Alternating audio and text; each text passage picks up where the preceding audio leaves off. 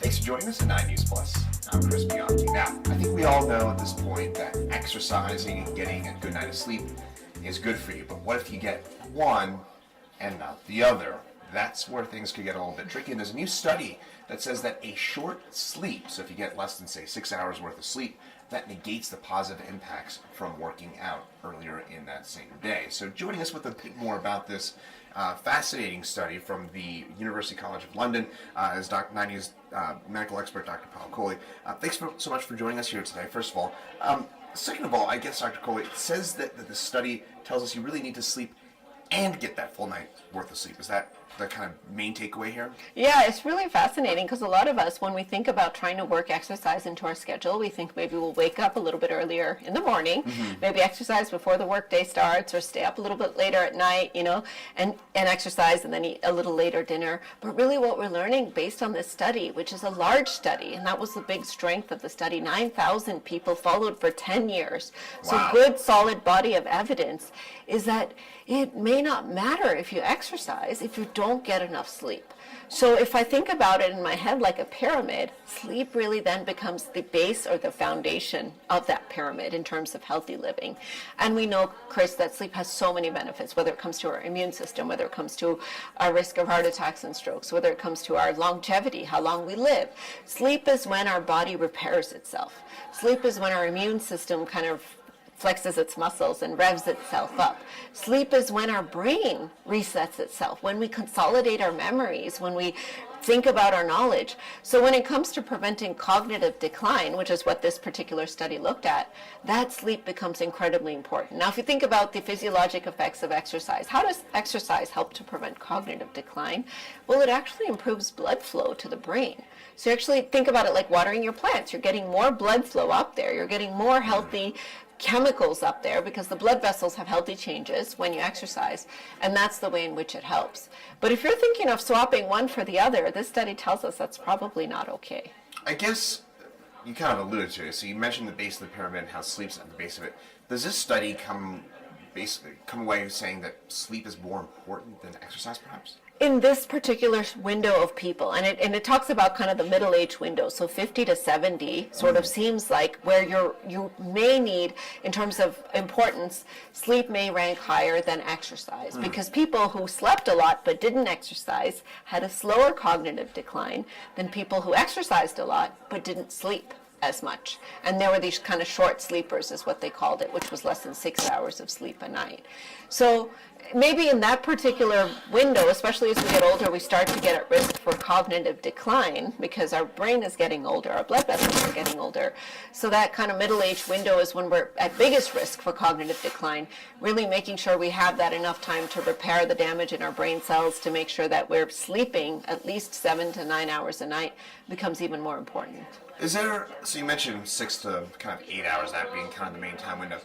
How much does that matter or vary between, say, 6 and 7 and 8 and 9 hours? So the American Heart Association says 7 to 9. Okay. In this particular study, they looked at sort of optimal sleep duration as 6 to 8, and extended sleep duration as greater than 8, and short sleep as less than 6. So they said kind of 6 to 8 was the best window. The AHA says it's kind of 7 to 9. But I'll make one more point, Chris. It's not just the quantity of sleep, it's also the quality of sleep. And that was a drawback of this particular study, because it didn't actually look at how well people were sleeping, what percentage of their sleep was REM sleep, what percentage was non-REM sleep, what phase of the sleep cycles they were in, because we know that sleep architecture and the landscape of sleep is really complicated and complex, and even within the same person, it's not the same from one night to the next.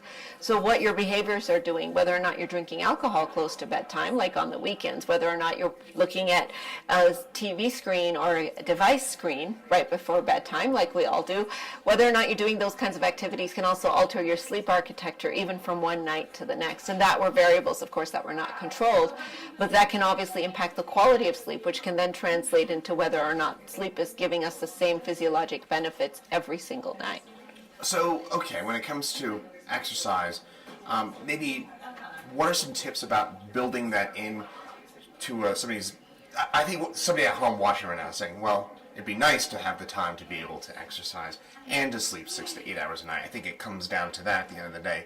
Any tips about maybe building that better into our schedules? You know, we're talking about 30 minutes a day. And 30 it's minutes, 5 days okay. a week, so it's 150 minutes a week. So you could even miss a day or two here or there. But I would say really working it into whether it's your work day, because a lot of us, of course, like to go to the gym and like to do those types of things, but that requires a bigger time commitment because you have to block out time to travel and time to be there and then time to come back and recover. And so if you're somebody whose schedule does not logistically allow for that, do not chip away at the sleep.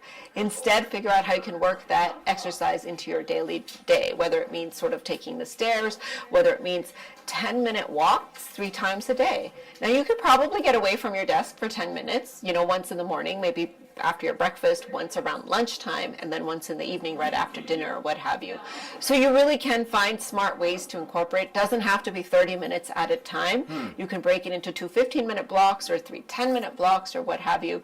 But getting your heart rate up and doing it often and getting your heart rate down. So these intervals where you go up and then you go down are really thought to be the healthiest way to condition your cardiovascular system to learn how to react and learn how not to overreact and then learn how to recover. So it's 30 minutes a day, and that includes, again, it's as simple as walking, correct? Yep, but brisk walking. Brisk So if you're walking. strolling with the dog, that's not going to count. Okay. Yeah, because the dog's stopping and sniffing and what have you. But if you're power walking, if you're jogging, if you're biking, if you're running, if you're dancing, any of those types of activities would certainly count. It can even be something as simple as getting up and doing some jumping jacks, doing some push-ups. I'm not crazy about those standing desks because I think they can create ergonomic issues. But if there is a way that you could sneak away for 5 minutes and do a brisk walk or a little run on the treadmill, that would be your little interval. You could absolutely do that. Now, sometimes, of course, it is hard in our day to work a lot of this in. So small tips and tricks that I do even on the weekends is I park at the farthest away parking spot that I can find, not the closest, because we often have a tendency to want to park right next to the entrance of the store or whatever, Yeah. but you park far away so that you get in those extra steps. Don't take the elevator, you know, as much as you can resist, avoid taking the elevator. And then even if it means just walking around your office, it's a nice way to socialize with your colleagues and friends, but try to get as many steps in during the day as well, especially if you have a sedentary job. Any final thoughts from this study on what we should do to improve that sleep and exercise balance? You know, I'll say that when it comes to sleep, we don't have a ton of great scientific data because a lot of the studies have been small and sort of anecdotal. So I'm excited that this is one of the larger sort of longitudinal studies that we have over time.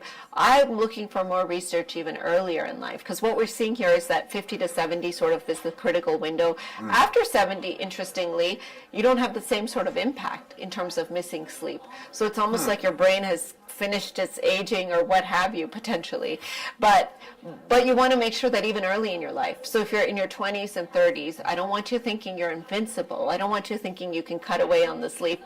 I have a friend who tells me I'll sleep on the weekends, so he doesn't sleep at all during the week, 3 or 4 nights in a row, and then he'll binge sleep on the weekends.